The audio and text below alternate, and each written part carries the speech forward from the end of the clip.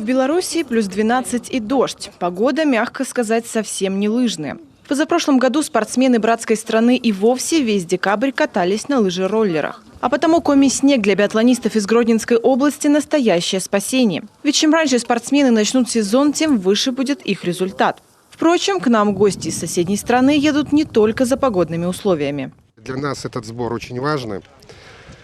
Третий год подряд мы приезжаем сюда с удовольствием. Здесь профессиональная хорошая трасса, протяженность трассы соответствует. Ранний подъем, завтрак и сразу на лыжню. В этом году в Коми приехало 14 спортсменов. Многие из них готовятся в том числе и к международным соревнованиям. Так, например, уже в январе один из биатлонистов отправится на 3-й зимние юношеские Олимпийские игры в Швейцарию. Участие в них могут принять только 4 человека от страны. Ставки высоки, а потому тренироваться нужно усердно. Впрочем, здесь каждый готов много трудиться, чтобы достичь результата. Мы сюда приехали тренироваться, чтобы достичь каких-то результатов, чтобы, не скажем, чтобы стать великими чемпионами. Это тоже, конечно, но хотим повысить свои результаты, чтобы в следующем году или в этом же году выступить гораздо лучше, чем в прошлом. Большинство спортсменов приезжают в нашу республику уже не первый год. В свободное время ребята знакомятся с коми-культурой. А вот самый юный участник команды в нашем регионе до этого не был. Сборы для него – это первое большое самостоятельное путешествие. Впечатления от природы и от тренировок только положительные. Биатлоном он занимается уже 2 года.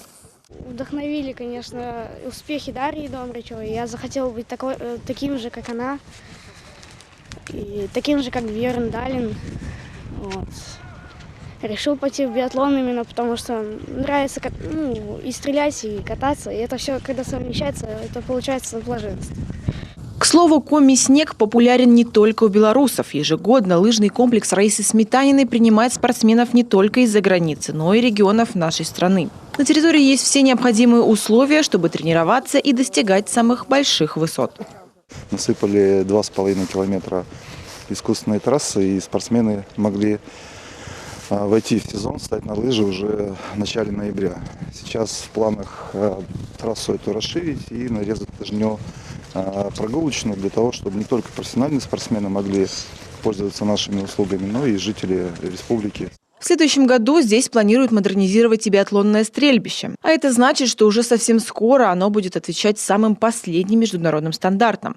И тогда еще больше профессиональных команд со всего мира навострят свои лыжи в Коми-республику.